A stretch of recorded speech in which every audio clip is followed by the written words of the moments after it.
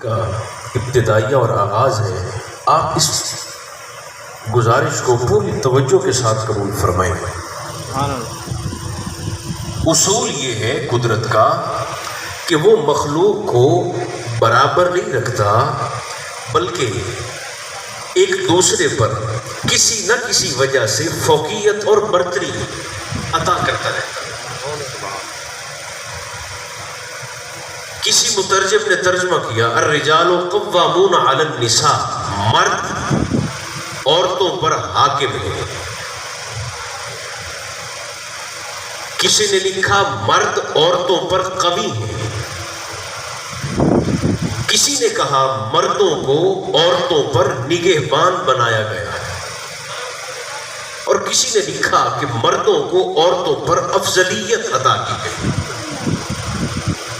ایک اصول یاد رکھیے، مترجم ترجمہ کرنے والا وہ کلام کا ترجمہ اپنی مرضی کا بھی کر سکتا ہے، وہ مرضی متکلم کی منشا ہو یا نہ ہو، اپنی مرضی کا ترجمہ بھی کر سکتا ہے، مگر یاد رکھیے تفسیر صرف وہ شخص کرے گا جو متکلم کی منشا کو جانتا ہو۔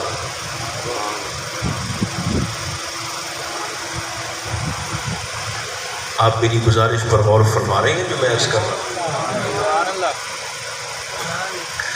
ترجمہ تو بات مشکل ہے، ترجمہ تو مترجم اپنی منشا کا بھی کر سکتا ہے۔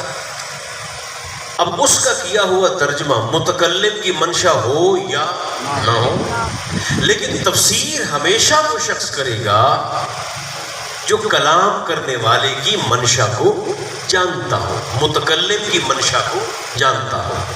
اب میں نے 4 ترجمے عرض کیے۔ مرد عورتوں پر حاکم ہے، مردوں کو عورتوں پر فوقیت ہے، مرد عورتوں سے قوی ہیں، اور اللہ نے مردوں کو خواتین پر نساء پر نگہبان بنایا ہے، نگران بنایا ہے۔ یہاں ایک بات یاد رکھیے، لفظ رجل وہ اللہ نے اس آیت میں بطور جنس استعمال نہیں کیا، یعنی اس کا معنی یہ ہے کہ مرد عورت پر اس لیے افضل نہیں کہ وہ مرد نظر آتا ہے۔ مردوں کو افضلیت صرف مرد دکھائی دینے کی وجہ سے اللہ نے عطا نہیں فرمائی، مرد بطور جنس استعمال نہیں ہوا، ورنہ بہت سے ایسے مرد ہیں جو مرد نظر آتے ہیں مگر دیگر عورتوں سے افضل ہونا تو دور کی بات، اپنی عورت سے بھی افضل نہیں ہوتے، جیسے فرعون مرد تھا، نظر بھی مرد ہی آتا تھا، مگر مرد ہونے کے باوجود اللہ نے افضلیت فرعون کو عطا نہیں فرمائی، افضلیت فرعون کی بیوی جناب آسیہ کو عطا فرمائی۔ نعرہ تکبیر، نعرہ رسالت، نعرہ حیدری۔ بس آپ کا پیار ہو گیا، شکریہ، جزاک اللہ۔ اس آیت میں لفظ رجل، اللہ کرے یہ جملہ میں آپ تک پہنچانے میں کامیاب ہو جاؤں، لفظ رجل اس آیت میں بطور جنس استعمال نہیں ہوا، بطور صفت استعمال ہوا ہے۔ یہ جنس اور صفت کا فرق آسان سا میں آپ کی خدمت میں یوں عرض کر سکتا ہوں۔ غزوہ خیبر کے موقع پر 39ویں دن میرے اور آپ کے آقا نے فرمایا تھا کل جھنڈا اس کے ہاتھ میں دوں گا جو واقعی مرد ہوگا، بطور جنس بھی مرد اور بطور صفت بھی مرد۔ اس لیے سرکار دو عالم علیہ السلام کا فرمان عظمت نشان ہے۔ اچھا یاد رکھیں، یہ جس خاندان کا ہم ذکر کر رہے ہیں نا، اللہ جن ہستیوں کو مقام عصمت عطا کرے، صرف 3-4 منٹ مشکل بس رہ گئے، اس کے بعد پھر ہمارا سفر محبت آسان ہے۔ اللہ جس شخصیت کو منصب عصمت عطا کرے، وہ پھر مذکر و مؤنث کا محتاج نہیں رہتا. جیسے ہر مؤنث صاحبہ اولاد ہونے کے لیے ایک مذکر کی محتاج ہے، اور ہر مذکر صاحب اولاد ہونے کے لیے ایک مؤنث کا محتاج ہے. اگر مقام عصمت پر فائز شخصیت تذکیر و تانیث کی محتاج ہوتی ہے، ادھر دیکھیے گا، جسے اللہ نے بطول بنایا ہے، اگر وہ میری اور آپ کی طرح، ہماری ماؤں بہنوں بیٹیوں کی طرح مذکر اور مؤنث کی محتاج ہوتی تو پھر حضرت عیسیٰ علیہ السلام کی ولادت کے لیے جناب مریم کو شوہر درکار ہوتا.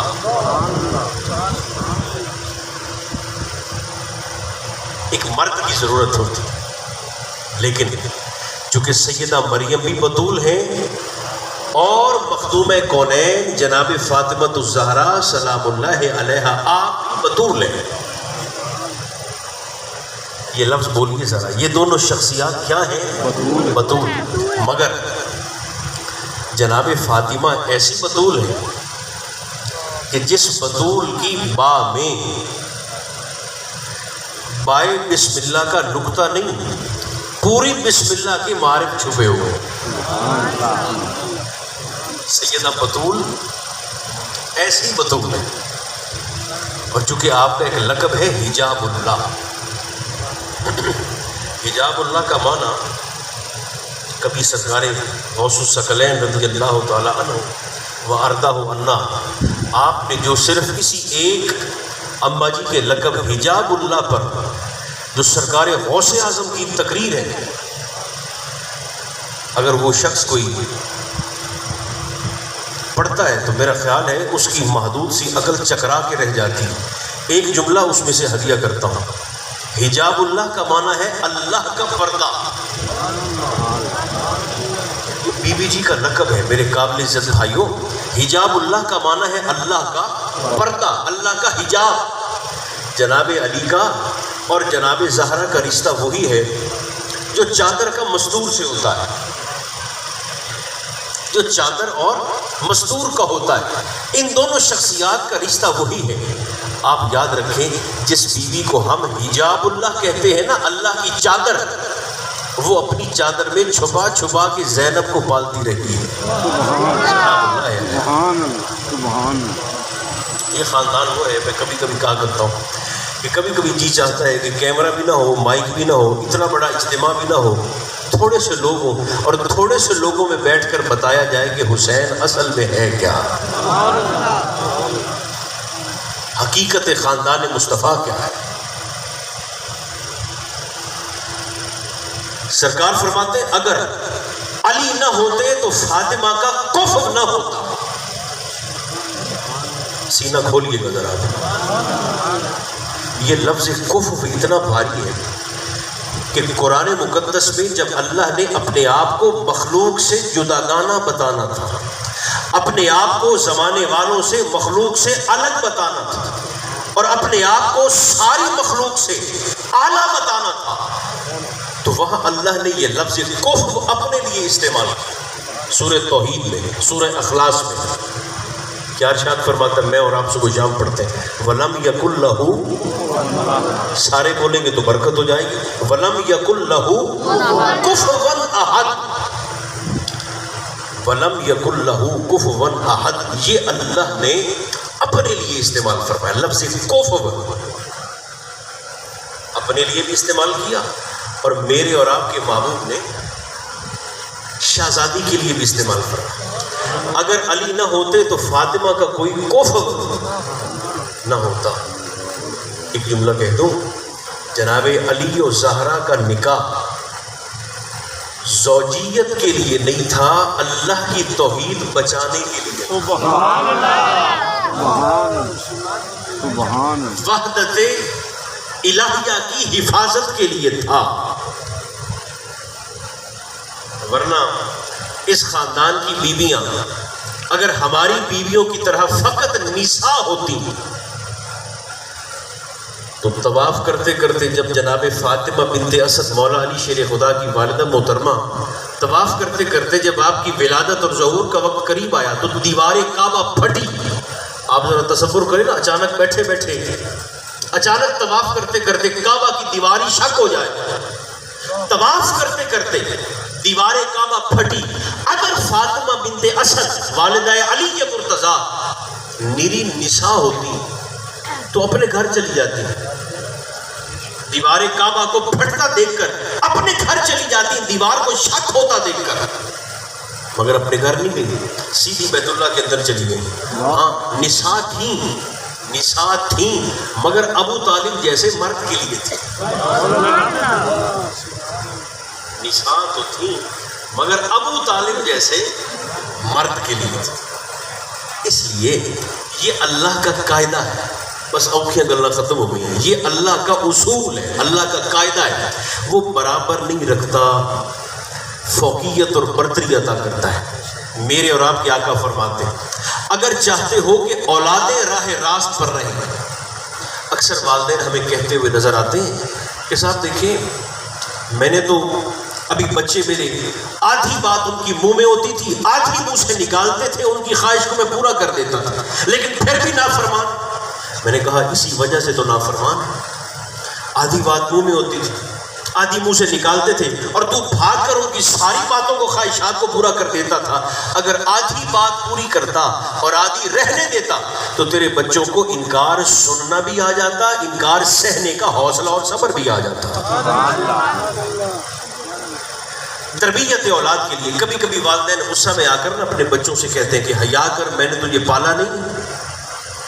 پالنا کوئی کمال نہیں, اولاد کو پال لینا کوئی بڑی بات نہیں. پال تو اپنے بچوں کو چڑیا بھی لیتی ہے, پال تو اپنے بچوں کو جانور بھی لیتے ہیں. اصل کمال کیا ہے؟ اصل کمال اولاد کو پالنا نہیں میرے قابل عزت احباب, اصل کمال ہے اولاد کی تربیت کرنا, اپنے بچوں کی تربیت. اور میرے آقا نے, آپ کے مولا نے ہمیں ہمارے بچوں کی تربیت کا سامان ارشاد فرمایا. یوں سمجھے کہ پورا سرکار نے سلیبس دے دیا. کیا حضور فرماتے ہیں انتبوا اولادکم علی ثلاث خصال, یہ 3 خصلتیں اپنے بچوں میں پیدا کرو, یہ 3 عادات اپنے بچوں میں پیدا کرو. حضور کون سی؟ سب سے پہلے فرمایا حب نبیکم, سبحان اللہ, سبحان اپنے بچوں میں سب سے پہلے اپنے نبی کی محبت پیدا کرو. سبحان اللہ. اب تھوڑا زور سے بول سکتے ہیں سبحان اللہ. نبی کی محبت اپنے بچوں کو سکھاؤ. یہاں میں تھوڑی سی وضاحت کرنا چاہتا ہوں. کچھ محبتیں ایسی ہوتی ہیں جنہیں سیکھنا نہیں پڑتا, اللہ نے انسان کی فطرت میں ڈال کے بھیجا ہوتا. مثلا آپ نے کبھی نہیں دیکھا ہوگا کہ کسی والد اور والدہ نے جا کر کسی مدرسے میں, کسی اسکول میں کسی استاد سے کہا ہو کہ اولاد سے محبت کیسے کرنی ہے, ذرا ہمیں 6 مہینے کا کورس تو کروائیے. سبحان سبحان. یا آپ نے کبھی نہیں سنا ہوگا کہ کسی بیٹے اور بیٹی نے جا کر کسی ادارے میں کسی استاد صاحب کے سامنے کہا ہو کہ ماں اور باپ سے محبت کیسے کرنی ہے, ذرا ہمیں 3 مہینے کا ڈپلوما تو کروا دیں. اللہ. یہ بھی آپ نے کبھی نہیں سنا ہوگا کہ کسی شخص نے جا کر کسی ادارے میں اس بات پر داخلہ لیا ہو کہ پیسے سے محبت کیسے کرنی ہے, ذرا میں سیکھ تو لوں. پیسے سے محبت ہو, والدین سے محبت ہو, اولاد سے محبت ہو, یہ ساری محبتیں اللہ نے سیکھنی نہیں پڑتی, اللہ نے انسان کی فطرت میں ڈال کے بھیجی ہوتی. بلکہ کچھ بندے اس بات کا اظہار کرتے ہیں کہ صحیح دعا کرو میرا کام کرنے کو دل نہیں کرتا. یہ تو بندے کہتے ہیں کہ میرا کام کرنے کو دل نہیں چاہتا. تو میں کبھی کبھی کہا کرتا ہوں کہ یہ تیرا کام کرنے کو دل نہیں کرتا تو مہینے کی پہلی تاریخ کو تیرا تنخواہ نہ بڑھنا بھی نہیں کرتا. اس نے کہا نہیں جی وہ تو بڑا کرتا ہے. تو کیا مانا ہوا؟ محنت کی طرف طبیعت کو کسیب کے لانا پڑتا ہے, پیسے کی طرف طبیعت میں رغبت خود بخود کھینچی چلی جاتی ہے. کچھ محبتیں ایسی ہیں, حاجی ماموں صاحب میری بات کو سن رہے ہیں, کچھ محبتیں ایسی ہوتی ہیں جنہیں سیکھنا نہیں پڑتا، اللہ انسان کی فطرت میں ڈال کے بھیجتا ہے، جبکہ میرے اور آپ کے آقا فرماتے ہیں میری محبت اپنی اولاد کو سکھاؤ۔ ماشاء اللہ سبحان اللہ۔ کیا مانا ہوا؟ یہی تو امتحان ہے۔